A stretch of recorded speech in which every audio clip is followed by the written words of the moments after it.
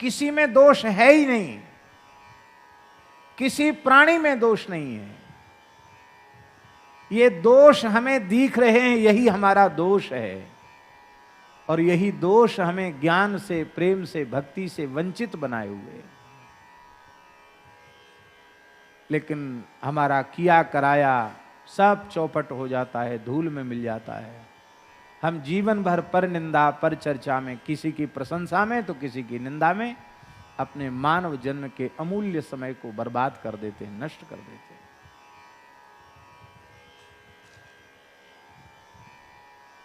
ये बड़ा नीच है, बड़ा दुष्ट है, किसी के लिए भी हम भी बोलते हैं।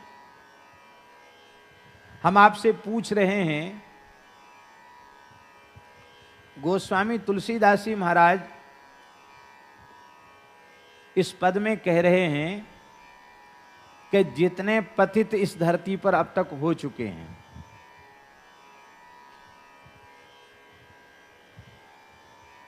दुष्ट, पापी, अधम, पतित, बहुत ध्यान से सुने, इस धरती पर जितने हो चुके हैं,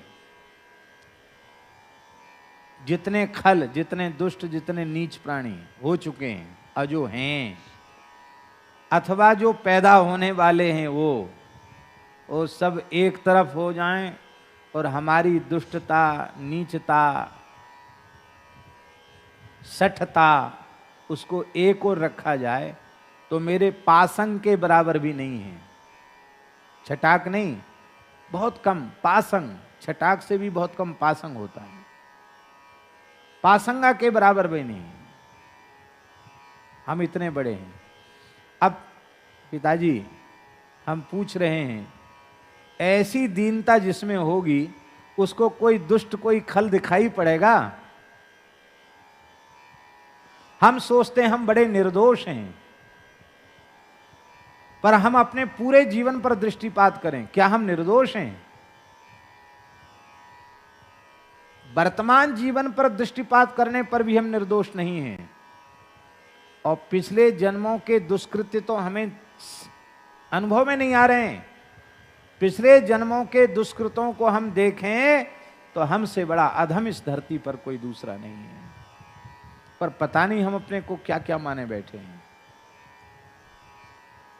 6 अंग हैं शरणागति के, उनमें अंतिम है कार्पण्य, दैन्य।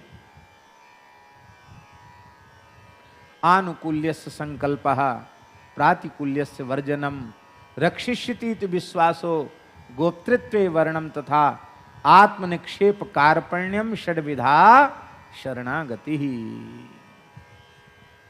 अंतिम में है कार्पण्य।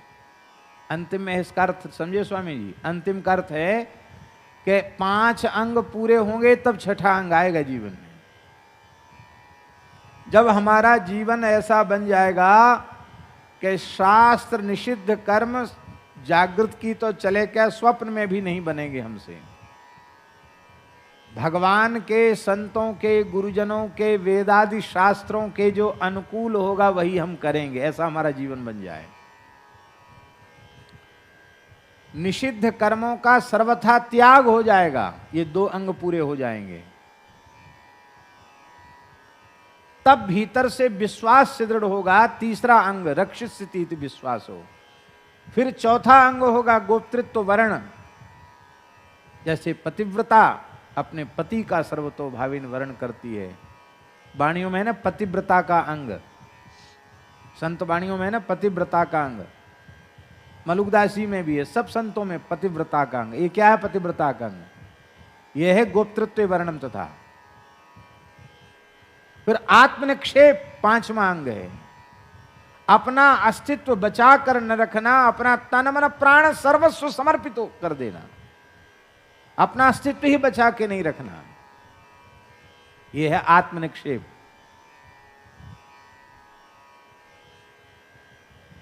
स्वामी जी, शरीर में प्रधान क्या है? आत्मचेतन ही तो प्रधान है, और आत्मनिक्षेप हो गया तो बाकी क्या रह गया? आत्मनिक्षेप हो गया, आत्मा ही विनिवेदित हो गई, तो बाकी कुछ रह गया?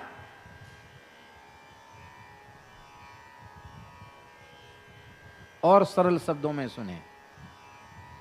कोई राजा समर्पित हो गया, किसी के सामने सरेंडर कर दिया राजा ने, राजा किसी के शरणागत हो गया, तो राजा के शरणापन्न होने पर वो उसके मंत्री संतरी प्रजा परिकर सब पूरा राज्य पास कोट धन सब कुछ समर्पित हो गया जिसके प्रति वो शरणापन्न हुआ।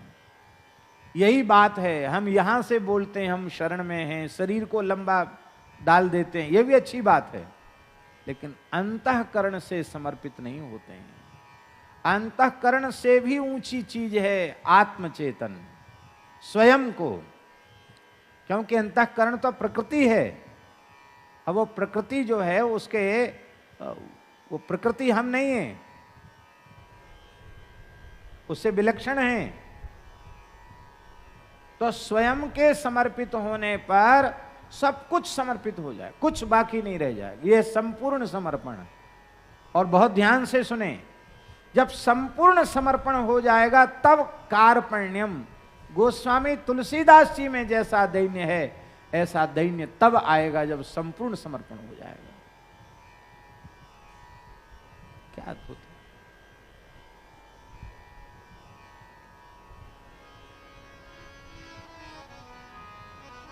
क्या कहें, प्रत्येक प्रकरण में हमें तो केवल अपने पूज्य गुरुदेव भगवान का ही स्मरण होता है।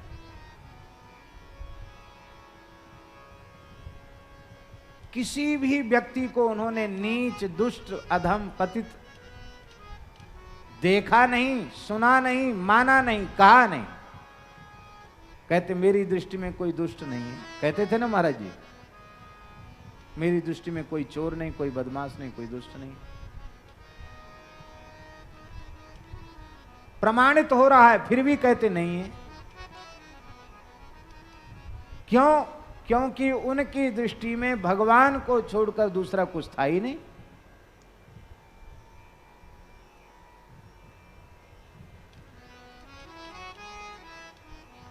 इसलिए जब तक सर्वत्र भगवत दृष्टि नहीं भई है तब तक हम पूरी तरह निष्पाप भी नहीं हैं, यह भी पक्का समझ लेना चाहिए। जय जय श्री राधे।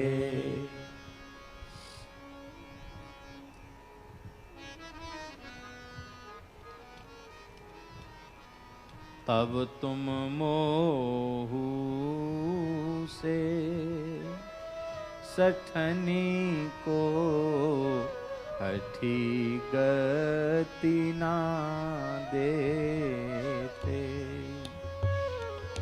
सठनी को हठी गति ना देते। तब तुम मोहू से सठनी को हठी गति ना देते, सठनी को हठी गति ना देते, सठनी को हठी गति ना देते।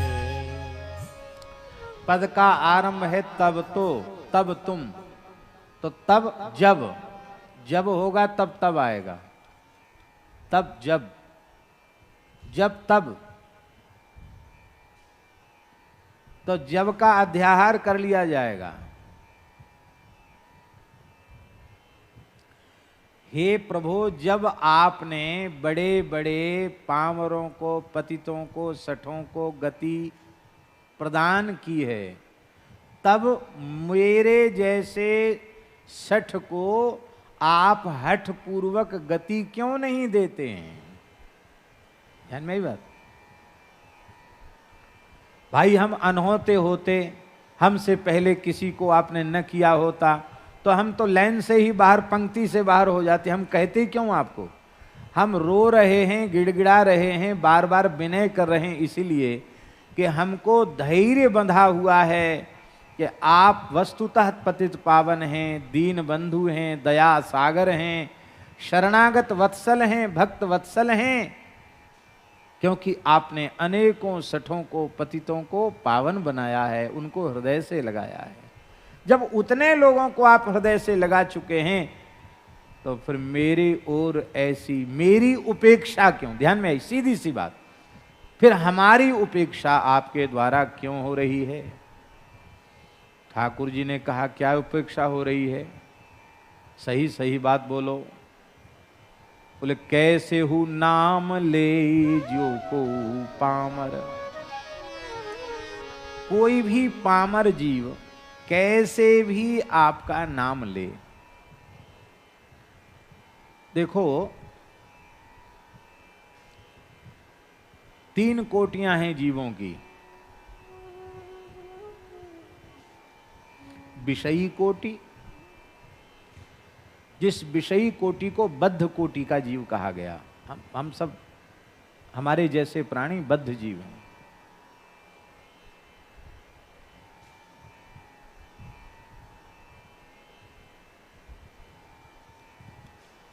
उससे एक और कोटि है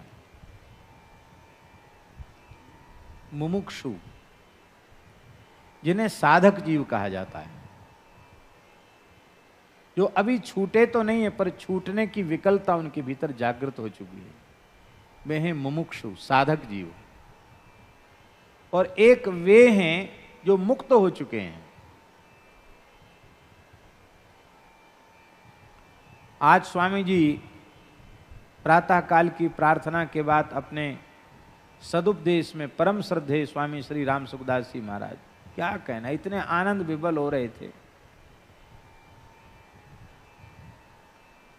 परमात्मा को, उनकी सत्ता को स्वीकार कर लो, है ऐसा मान लो, अब उनके आश्रित हो जाओ। फिर नरसिंह जी का नानी बाई का मायरा भरा, उसमें कितने स्वामी जी आनंदित हो रहे थे। आज सुबह जो लोग थे प्रार्थना में उनको तो अनुभव हुआ ही होगा। दास को तो यहाँ से जब उस समय संध्या जप होता है तो उस पूरा सुनाई पड़ता, एकदम साफ स्पष्ट। यहाँ तो शायद आवाज गूंजती हो तो उतना साफ ना सुनाई पड़ता, वहां बहुत साफ सुनाई पड़ता।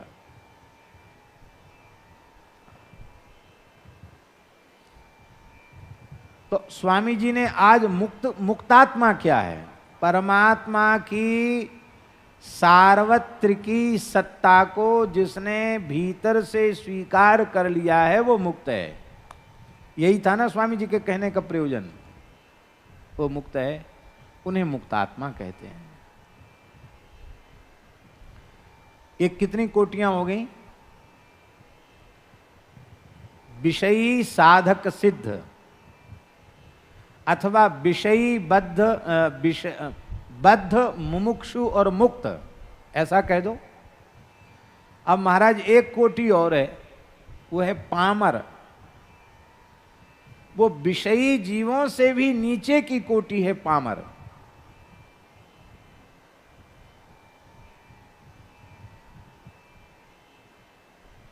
मैं पामर पशु कपि अति कामी, सुग्रीव जी ने कहा, मैं पामर पशु कपि अति कामी। पशुओं की जो कोटि है उसको पामर कहते हैं। विषयी होना वो बहुत अधिक निंदित नहीं है। इसलिए निंदित नहीं है कि विषय उसकी प्राप्ति का लक्ष्य होना, उसको तो विषय कहेंगे ना। अर्थ और काम ये दोनों विषय हैं कि नहीं? अर्थ और काम विषय हैं कि नहीं है? पर अर्थ और काम दोनों पुरुषार्थ हैं कि नहीं है? धर्म भी पुरुषार्थ है तो अर्थ भी पुरुषार्थ है, काम भी पुरुषार्थ है और मोक्ष तो परम पुरुषार्थ है ही है। और भक्ति को हम लोगों ने परम पुरुषार्थ से भी आगे माना। पंचम पुरुषार्थ भगवत प्रेम, भगवत भक्ति, वो पंचम पुरुषार्थ है। मोक्ष से भी आगे की वस्तु है भगवान का प्रेम। इसलिए प्रेमी भक्तों ने कहा, अर्थ न धर्म न काम रुचि गति न चहो निर्वाण, जन्म जन्म रति राम पद यह वरदान न आन। इसलिए रति को वहां उसके आगे रति को देखा, भगवत प्रेम को देखा, भगवत अनुराग को देखा।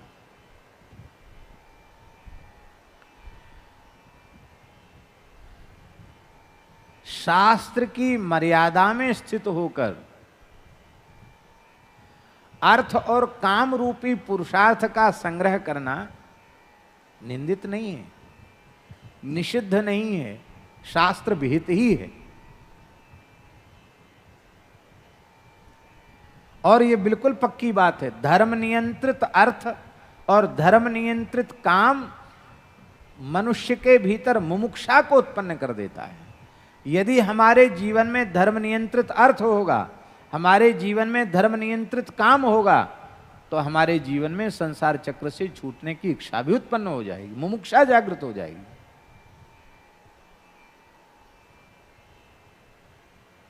इसका मतलब है विषयी पुरुष ज्ञानी महात्माओं का, जीवन मुक्त महात्माओं का संग प्राप्त करते ही विषयी नहीं रह जाते,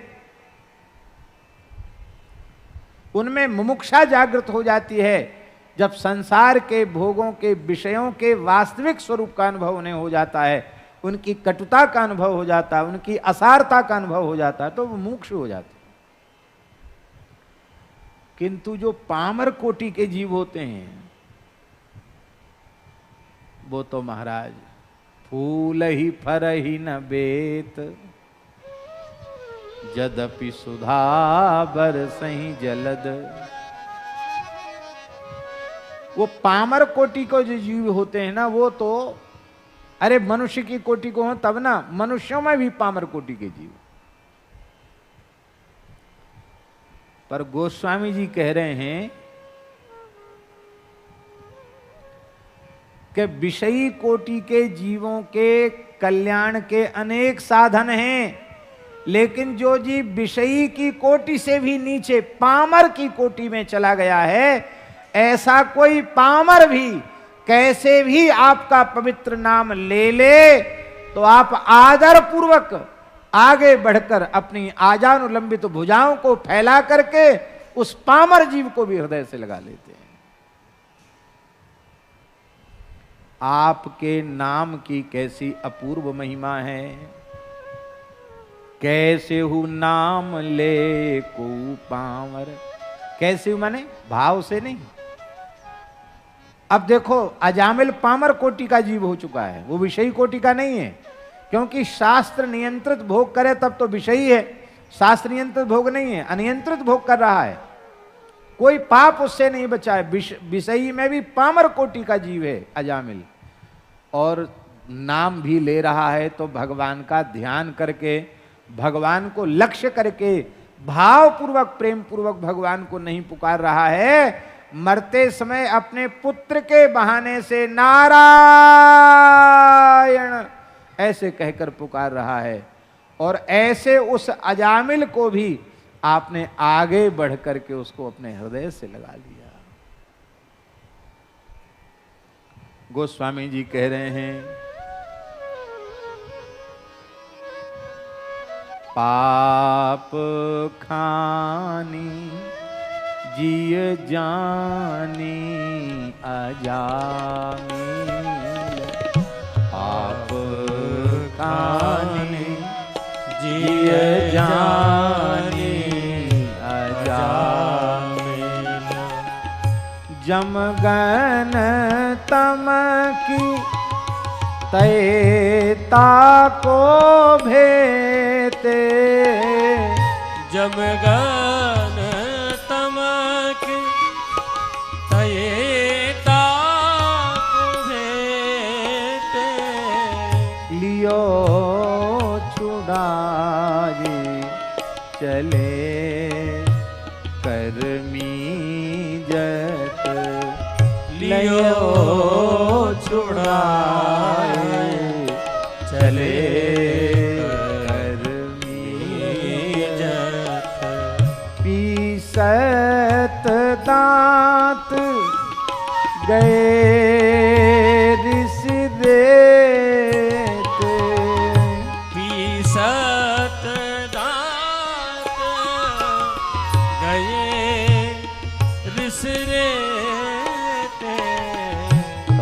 तुम मोहु से सठने को हठी गति ना देते। हाँ सठने को हठी गति ना देते। पाप की खान कहते ने, कोयला की खान है, ये हीरे की खान है, ये सोने की खान है। तो जो जिस चीज की खान होती उसमें वही चीज निकलती है। अजामिल तो पाप की खान था, पाप ही पैदा होता था उसमें से, सुकृत तो बचे ही नहीं थे उसके। पाप की खान अजामिल, ऐसा जाना जमदूतों ने, तो जमगन तमक की तये ताको भेते।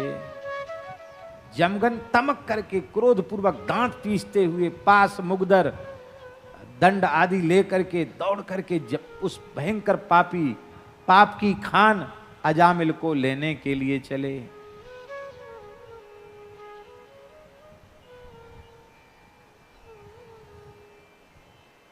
देखो,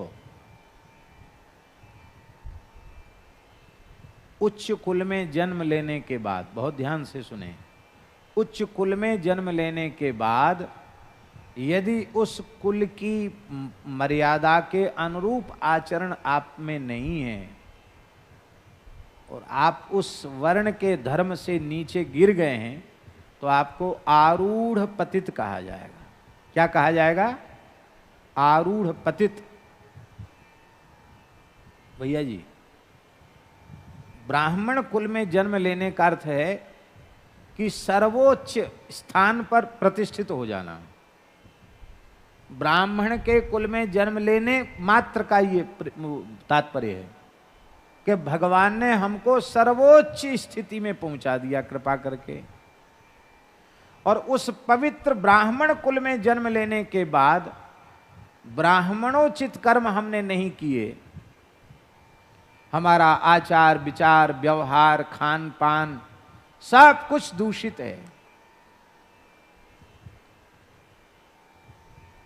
ब्राह्मणोचित लक्षण यदि हमारे जीवन में नहीं है तो जात्या तो ब्राह्मण है, पर उस ब्राह्मण को आरूढ़ पतित कहा जाए। क्या कहा जाएगा? आरूढ़ पतित।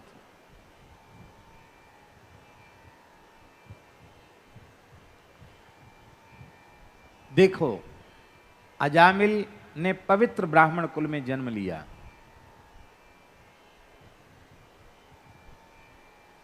समय से यज्ञोपवीत संस्कार हुआ अजामिल का।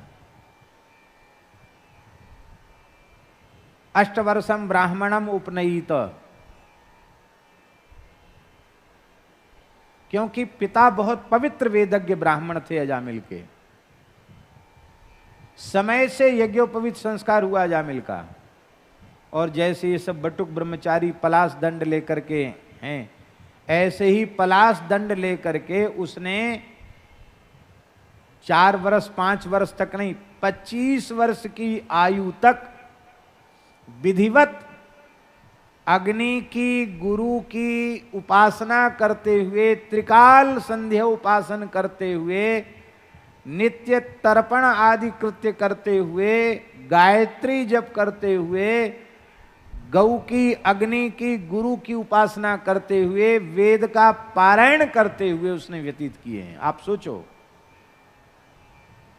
वो ऐसा वैसा ब्राह्मण नहीं है अजामिल का, आप कहें कि वो शुरू से ऐसा नहीं है। सविधि उसने समावर्तन संस्कार कराया है और पाणिग्रहण किया है विप्रकन्या से, शास्त्र मर्यादा से, और वह आहताग्नि है। गृहस्थाश्रम में प्रवेश का प्रयोजन है अग्निहोत्र की दीक्षा, अग्निहोत्र का रक्षण। वैदिक अग्निहोत्र की दीक्षा से युक्त है वो, और वह अग्निहोत्र के कृत्य के संपादन के निमित्त समिधा हरण के लिए ही जंगल में गया था। और इतनी बड़ी साधना, बहुत ध्यान से सुने, इतनी बड़ी साधना से युक्त जीवन का इतना अधिक विनाश हो गया। कहां चला गया शास्त्र का ज्ञान?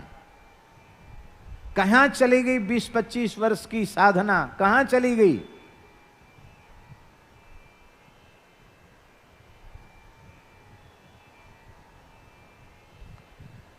हमारे महाराज जी कहते थे कि अजामिल के चरित्र से कुसंग की महिमा का बोध होता है, महाराज जी कहते थे, और सत्संग की महिमा का भी बोध होता है।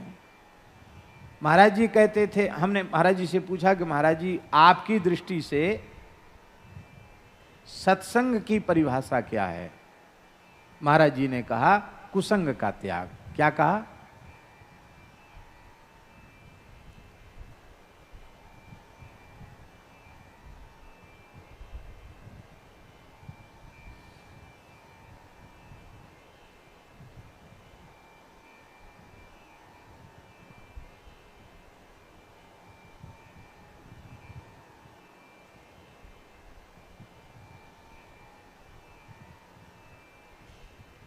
एक हमारे बड़े प्रेमी अनुरागी संत है, पर हम भूल जाएंगे इसलिए हम कह देते अभी। पूज्य श्री रसिक माधव दास जी ने यहाँ आपको सूचित किया फोन से, इनको सज्जन जी को फोन से सूचित किया कि मंच से मुख्यमंत्री श्री योगी आदित्यनाथ जी को खूब खूब जड़खोर गोधाम और सभी भक्त परिकर की ओर से, संतों की ओर से खूब खूब उनको साधुवाद दे दें, क्योंकि वे अब की बार कृष्ण जन्माष्टमी के पावन अवसर पर मुख्यमंत्री योगी जी श्री कृष्ण जन्मस्थान मथुरा आए थे और उन्होंने घोषणा की है, फैसला किया है कि श्री कृष्ण जन्मस्थली के 10 वर्ग किलोमीटर के दायरे में शराब, मांस, अंडा, मादक पदार्थ नहीं बिकेंगे। यह एक बहुत बड़ी बात है।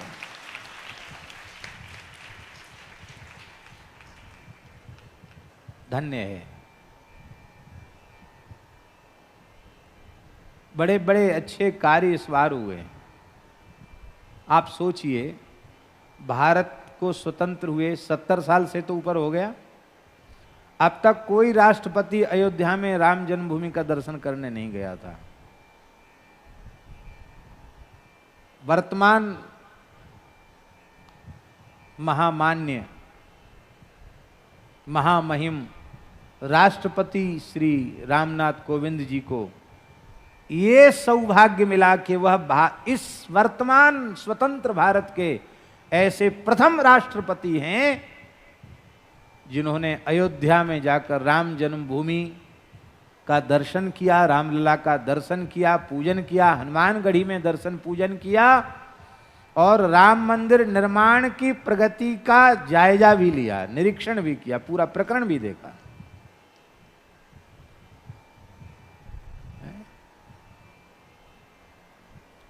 झूठी भ्रम में डाल देने वाली धर्मनिरपेक्षता को नेता ढोते चले आ रहे थे, जिस धर्मनिरपेक्षता का प्रयोजन था गैर हिंदू तुष्टीकरण और हिंदुओं को एकदम नीचे से नीचे ले जाना। यही तुष्टीकरण का, वही तुष्टीकरण है, धर्मनिरपेक्षता का अर्थ यही था। इसी भय से कोई नेता, मंत्री, प्रधानमंत्री, मुख्यमंत्री अयोध्या वृंदावन नहीं जाता। संत के हाँ किसी मजार जली भरी चला जाए, पर वहाँ नहीं जाता था। पर अब मोदी जी ने पता नहीं क्या कर दिया, जिनके कुल गोत्र का भी कोई निर्णय ठिकाना नहीं, वो भले ही कुर्ता के ऊपर से ही सही, पजामा के ऊपर से ही सही जनेऊ पहन लें, भले ही इधर से न पहने इधर से पहन लें, हैं, भले ही दिखाने के लिए लंबा लाल टीका लगा लें, लेकिन अब सबको जबरदस्ती उसने कह दिया भैया वोट के लिए ही सही, यदि तुमको कहना तो अब हिंदुत्व से तुम दूर नहीं भाग सकते। और इस देश के ऐसे प्रथम मुख्यमंत्री हैं उत्तर प्रदेश के पूरे देश के, जीवन भर में आज तक कोई नेता इतनी बार अयोध्या नहीं गया होगा मुख्यमंत्री बनने के बाद जितनी बार योगी आदित्यनाथ जी अयोध्या जी होके आए। और अयोध्या का दीप मालिका महोत्सव तो क्या कहना, लगता है कि राम जी वस्तुतः उनका वनवास अब पूरा हो गया, अब राज्याभिषेक होना है, तो निश्चित ही इस घोषणा का हम बहुत अभिनंदन करते हैं, आदर करते हैं, और साथ ही साथ ये और निवेदन करते हैं, अभ्यर्थना करते हैं कि केवल 10 वर्ग किलोमीटर में नहीं, हम तो कहते पूरे 84 कोस ब्रजमंडल में कम से कम, ऐसे पूरा भारत हो जाए तब तो कहना ही क्या है, क्योंकि भारत की धरती ही महान तीर्थ है, लेकिन कम से कम पूरे 84 कोस ब्रजमंडल में ऐसा होना चाहिए। बहुत बहुत साधु बात। चलो अब हमको याद दिलाओ हम क्या कह रहे थे, क्योंकि हम जब जो बात कहते हैं उसी में हमारा पूरा चित्त रहता है। अब हमको याद दिलानी पड़ेगी हम क्या कह रहे थे। हैं? हाँ, पूज्य गुरुदेव भगवान श्री भक्तमाली जी महाराज कहा करते थे कि अजामिल के प्रकरण में हमें सत्संग की महिमा और कुसंग की महिमा दोनों का बोध होता है। और महाराज जी कह रहे थे कि कुसंग का, हमने पूछा महाराज जी से, महाराज जी आपकी दृष्टि में सत्संग की परिभाषा क्या है। महाराज जी बोले कुसंग का त्याग, व्यक्तियों का कुसंग, विचारों का कुसंग, खान पान का कुसंग, वेशभूषा का कुसंग, अश्लील दृश्य देखने सुनने का कुसंग, सारे कुसंगों का जब आप त्याग करेंगे तब आपको सत्संग का फल मिलेगा।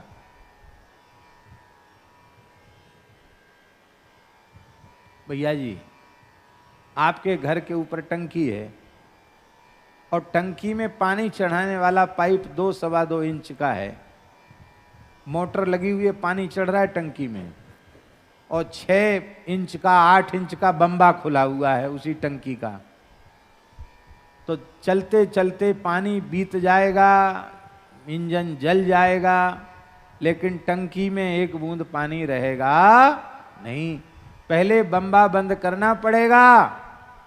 ऐसी कुसंग के छिद्र बंद नहीं करोगे तो संतों के साथ रहकर भी सत्संग का कोई प्रभाव नहीं हो। महाराज जी कहते थे कि कुसंग का त्याग करते ही संपूर्ण ब्रह्मांड में चारों ओर से सत्संग मिलने लग जाता है। बोले दत्तात्रेय जी इसका प्रमाण है। जो 24 गुरुओं से उन्होंने प्रेरणा ली है, वहां जाकर किसी से मंत्र दीक्षा नहीं ली, पर उनमें शिष्यता आ गई। उन्होंने कुसंग का सर्वथा त्याग करके ये दिखाया कि सारी प्रकृति उपदेश दे रही है हमको, उत्तम प्रेरणा दे रही, सब जगह से उनको प्रेरणा प्राप्त हो रही है। जैसे सत्संग की महिमा है ना, जैसे सत्संग की महिमा है ऐसी ही कुसंग की महिमा है, कम नहीं है कुसंग की महिमा। जैसे बहुत लंबे समय के कुसंग को एक क्षण का सत्संग समाप्त कर सकता है, ऐसी बहुत लंबे समय के सत्संग को एक क्षण का कुसंग भी नष्ट कर सकता है। इसलिए नारद भक्ति सूत्र में देवर्षि नारद जी ने कहा, दुस्संगस्तु सर्वथा त्याज्यः, दुस्संग का सर्वथा त्याग कर देना चाहिए।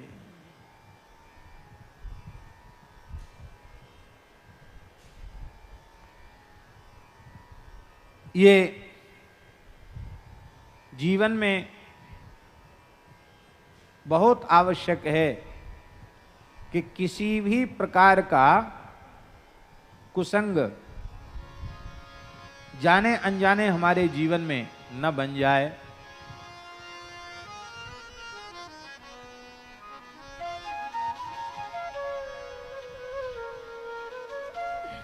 विमुख जनन को संग न कीजे, विमुख जनन को संग न कीजे, इनके विमुख बचन सुनी श्रवणनी, इनके विमुख बचन सुनि श्रवणनी, दिन दिन देहि छीजे छीजे दिन दिन देहि छीजे विमुख जनन को संग न कीजे विमुख जनन को संग न कीजे इन मोको नेक नाही ये भावत विमुख मोको नेक नाही ये भावत पर बस को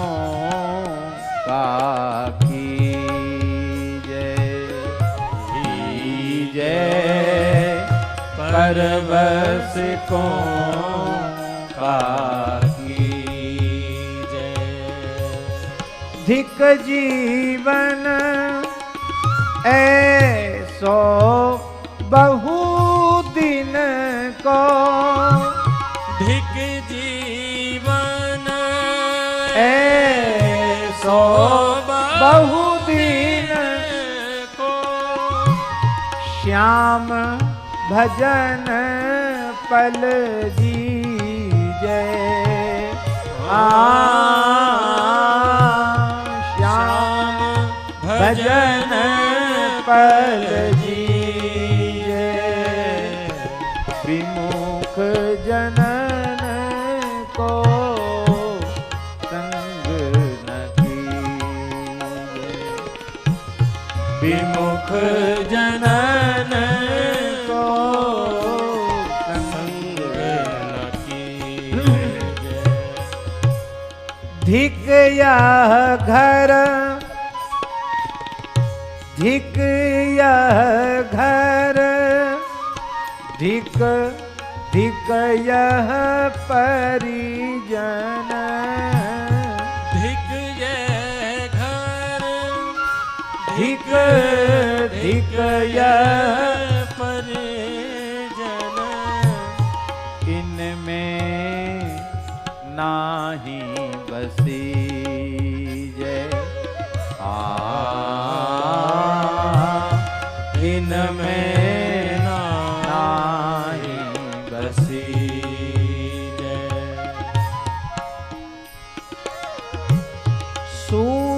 सूरदास प्रभु अंतर्यामी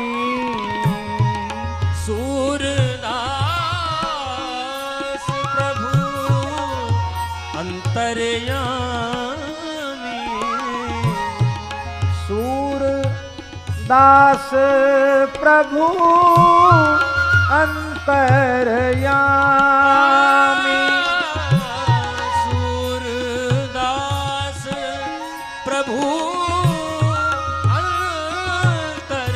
अंतर्यामी यह जानि मन लीजे